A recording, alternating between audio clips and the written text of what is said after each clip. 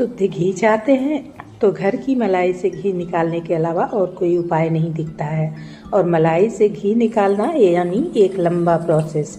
इतने लंबे समय तक कौन इसे फेंटे, मिक्सर ग्राइंडर में घुमाए या फिर इसके लिए मशीन लेकर आए। पर अगर मैं आपसे कहूं कि आपको ये सब कुछ करने की कोई ज़रूरत नहीं है। मलाई में सिर्फ एक चीज़ रखिए और सिर्फ 2 से 3 मिनट में मलाई से घी निकाल लीजिए।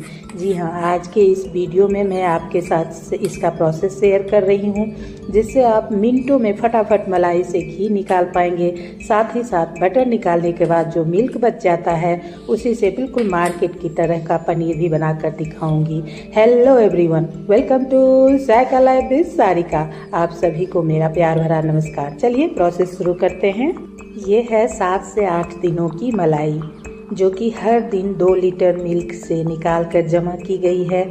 इसे मैंने फ्रीज में हर दिन मलाई कलेक्ट करने के बाद रखी थी, जिससे ये मलाई बिल्कुल फ्रेश है। इसमें किसी भी तरह का स्मेल नहीं है। अब कोई बड़े से भगोने या बर्तन में इस मलाई को निकाल लेंगे और थोड़ी बहुत मलाई इस मलाई वाले जो बर्तन हैं उसने जिसमें स्टोर करके रखा था इस मलाई को, उसमें लगी रह गई है, तो उसमें पानी डालकर इसे भी धोकर इसमें डाल देंगे। इस पानी को भी इसी में डाल देना है। अब इसे मिक्स वगैरह करने की कोई ज़रूरत नहीं है। इसे सीधा गैस स्टोव पर रखकर गर्म करेंगे। फ्लेम को हाई रखेंगे। लगातार बीच बीच में चलाते हुए इसे गर्म करना है। थोड़ी ही देर में आप देखेंगे ये सारी मलाई मेल्ट होने लग जाएगी और बिल्कुल पतला ये गाढ़े मिल्क की तरह हो जाएगा। इसे हमें बॉयल बिल्कुल भी नहीं करना है, तभी तक इसे गर्म करना है जब तक कि सारी मलाई मेल्ट ना हो जाए। इसमें थोड़ी सी मलाई के जमे हुए पार्ट्स नहीं रहने चाहिए, बिल्कुल ये मलाई मेल्ट हो जाने चाहिए। अब देखिए किस तरह ये ऊपर येलो वाला कलर का घी जमना शुरू हो गया है, आप देख सकते हैं। और मलाई भी ऑलमोस्ट मेल्ट हो गया है थोड़ी ही देर में। इसे देख लीजिए आप, पीला पीला सा आपको दिख रहा है ना।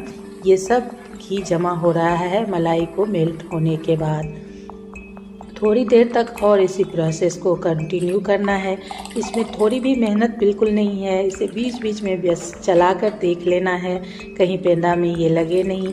करीब 2 मिनट बाद ही घी मेल्ट होकर ऊपर आने लगता है और फिर से 1 से 2 मिनट तक इसे आप चलाएंगे तो आप देख सकते हैं अब ये मलाई पूरी तरह से मेल्ट हो गई है और मिल्क अच्छा गर्म हो गया है और घी भी ऊपर की तरफ तैरने लगा है। आप देख सकते हैं घी को जैसे हल्का सा हटाएंगे, नीचे एकदम वाइट कलर का जो दिख रहा है वो गाढ़ा गाढ़ा मिल्क है।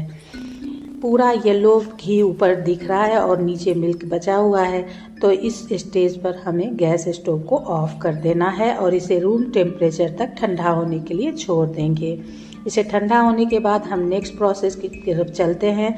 जो भी टाइम लगता है सिर्फ 3 से 4 मिनट बस इसी में लगता है। इसके आगे तो बिल्कुल ही 2 से 3 मिनट में हम घी निकाल कर तैयार कर लेंगे। अब देखिए इसे छू कर देखते हैं, पतीला भी ठंडा हो गया है और मिल्क भी रूम टेम्परेचर पर आ गया है। आप देखिए, मैं इसे हटा कर दिखाती हूँ। ये घी येलो कलर का किस तरह ऊपर जम गया है और नीचे ये जो वाइट वाइट दिख रहा है वो मिल्क है। अब हमें इन्हें अलग करना है, दूध और घी को।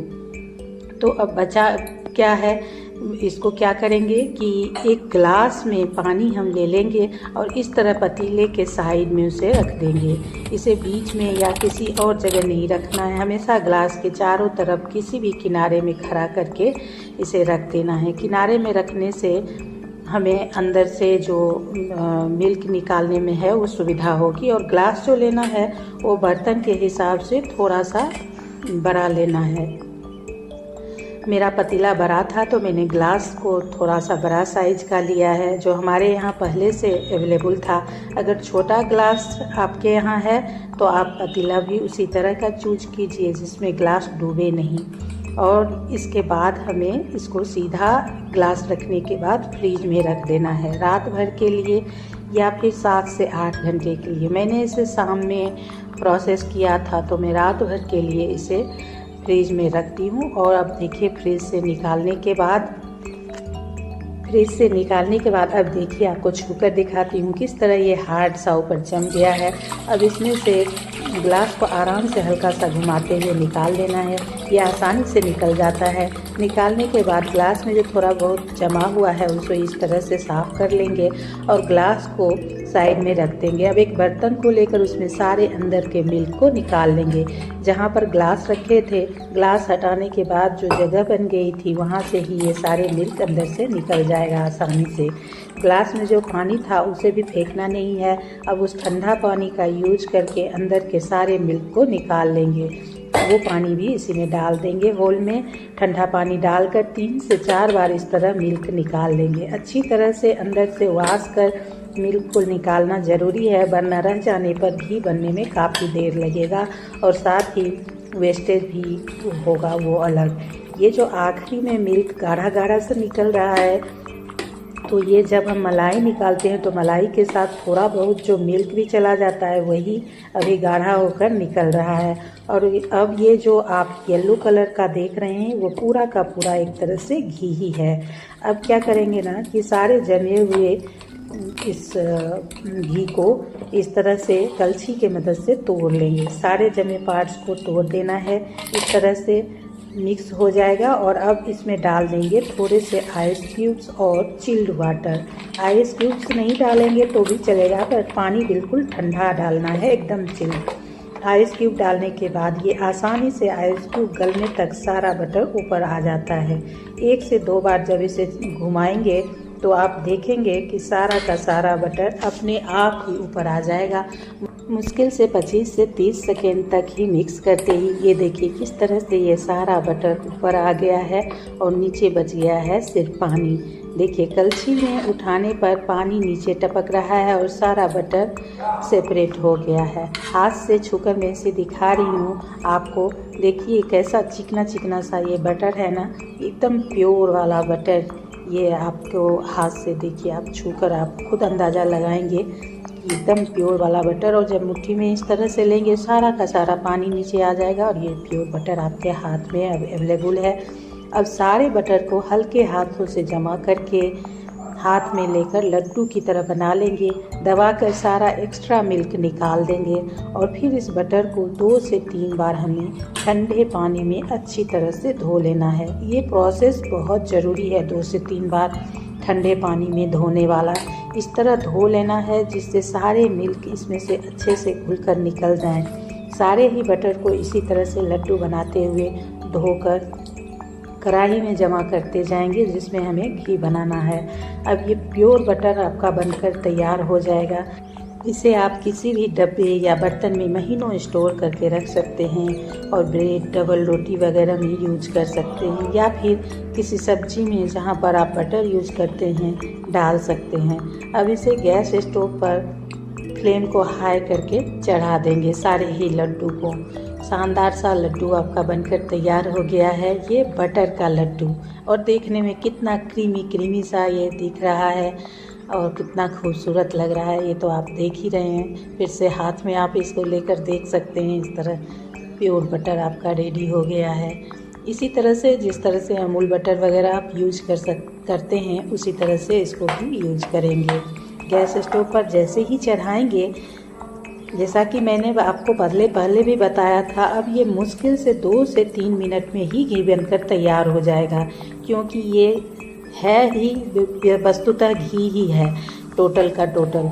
ये बटर से घी भी उतना ही आसानी से निकलेगा और पूरा का पूरा ये मेल्ट होकर घी ही बनने वाला है।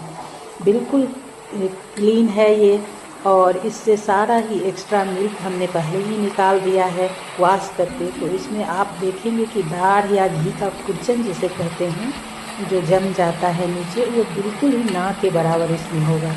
जितना ये बटर है ना, वो सारा का सारा ऑलमोस्ट घी ही बन जाएगा, बिल्कुल भी वेस्टेज नहीं होगा। गैस पर चढ़ाते ही बटर बहुत जल्द ही मेल्ट होने लग जाता है। बस मेल्ट हुआ नहीं कि घी रेडी हो जाएगा। घी मेल्ट होने के बाद 2 से 3 हरी इलायची का कवर इसमें डाल देंगे। इससे क्या होगा कि हमारे घी का खुशबू और भी बहुत ज़्यादा इन्हेंस हो जाएगा। एकदम खुशबूदार ये घी बनकर तैयार होगा। तो ना तो हमें घंटों फेंटने का झंझट है और ना ही मिक्सर में चलाना है या मशीन का यूज करना है। देखिए अब ये 2 से 3 मिनट में प्योर घी के फॉर्म में आ चुका है। आप खुद देख सकते हैं कि कितना ये कम दाढ़ या खुरचन ना के बराबर इसमें जमा है। ये नॉन स्टिक पैन था तो तली में जमा नहीं है। जो भी थोड़ा बहुत खुरचन इसमें निकला है वो तैर रहा है ऊपर ही। घी हमारा आसानी से रेडी हो गया है। इसे हल्का सा ठंडा होने देंगे, फिर किसी बोल में छान लेंगे। ढेर सारा घी बन चुका है, वो भी सिर्फ 7 से 8 दिन की मलाई से। इसमें क्या होता है, वेस्टेज जो है वो बिल्कुल भी नहीं होता है इस तरह से घी निकालने से। अब सारे घी को किसी कांच के जार में हल्का ठंडा करने के बाद रख देंगे। हमारा प्योर घी बिना मिलावट के रेडी हो चुका है। सिर्फ 7 से 8 दिन की मलाई थी तो मैंने फ्रिज में जमा करके रखा था।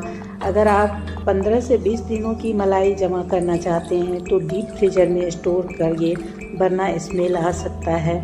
प्रोसेस से 1 घंटे पहले निकाल कर रख लीजिएगा, क्योंकि जब आप फ्रीजर में इसे डीप फ्रीज में जमा करेंगे ना तो ये बहुत हार्ड हो जाएगा। तो उसे 1 से 1.5 घंटे पहले निकालना बहुत ज़रूरी है, तभी इसको आप आगे का प्रोसेस कर सकेंगे। और देखिए 2 बोल में ये घी जमा हो गया है। एक बोल तो पहले ही भर चुका था और दूसरा बोल में भी निकाल लिया है इस घी को। बहुत शानदार सा ये हमारा घी। अब इसमें देखिए ये जो हमारा जार है ना, ये 1100 ml का जार है और इसमें 100 ml घी और डाल सकते हैं। इतना ये खाली रह गया है। अभी आप देखेंगे इसको, ये ऊपर तक भर जाएगा, यानी 1 kg घी हमारा बनकर तैयार हो गया है। बिल्कुल प्योर वाला घी। तो वेस्टेज कम और घी ज़्यादा से ज़्यादा इस प्रोसेस से निकलता है। अगर इस तरह से आप घी बनाकर तैयार करेंगे तो ना के बराबर खुरचन और वेस्टेज और प्योर घी, टोटल ही प्योर घी। आप देख लीजिए ये 1 kg हमारा घी बनकर तैयार हो गया है विदाउट ज़्यादा वेस्टेज। अब ये जो मिल्क निकले थे भगोने में, इससे हम पनीर बना लेंगे। तो सारे निकले हुए मिल्क को एक भगोने में डालकर गैस पर चढ़ा देंगे। बीच बीच में चलाते रहेंगे। 5 मिनट के बाद आप देखेंगे कि मिल्क में कर्डल सा होने लग जाएगा, छेना अलग और पानी अलग होने लग जाएगा। तो अब क्या करेंगे, गैस को इस स्टेज पर बंद कर देंगे। अब एक बड़े से बर्तन के ऊपर इस तरह कोई मलमल का कपड़ा, कोई रुमाल या कोई भी ऐसा कपड़ा रखेंगे जिससे आसानी से छाना जा सके। मेरे पास ये पतला दुपट्टा था जिसमें से मैंने जिसे ले लिया है इसे प्रोसेस करने के लिए। तो बर्तन के ऊपर इसे फैला देंगे। अब सारे छेना और पानी को डाल देंगे। इससे सारा पानी निकालना है। तो इसे इस तरह से आप चिमटा का भी यूज कर सकते हैं। पानी आसानी से स्क्वीज हो जाता है इस तरह चिमटे से। एक बार आप भी आजमा कर देखिएगा, मैं भी ये इस तरह से करती हूँ। अब एक बड़ा सा थाली या प्लेट लेंगे और इस तरह से उसके ऊपर छोटा प्लेट रख देंगे, ताकि उसके ऊपर से जब छेना के अंदर से पानी निकलेगा तो वो कहीं बाहर ना निकले, इसी थाली में रह जाए। उसके ऊपर से कोई वज़न का सामान अगर आपके पास है तो उससे इसे दबा दीजिए। मेरे पास नहीं था तो मैंने ये बड़ा सा पतीला में पानी भरकर इसे भारी वेट वाला बना लिया है। उसके ऊपर इसे रख देंगे। आप देखेंगे सारा एक्स्ट्रा पानी दबने के कारण ये निकल चुका है। देखिए थाली में जमा हो गया है। सिर्फ 5 से 7 मिनट ही इसे दबा कर रखना है, इससे ज़्यादा नहीं हमें इसको दबाना है। ऐसा करने से क्या होगा, मॉइस्चर इसमें से पूरा निकल जाएगा। मॉइस्चर इसमें रहना चाहिए, इसलिए 5 से 7 मिनट ही दबा कर रखिएगा, वरना पनीर बिल्कुल सूखा बन जाएगा। पतीलों को हटाकर पनीर को निकाल कर इसे काट लीजिए।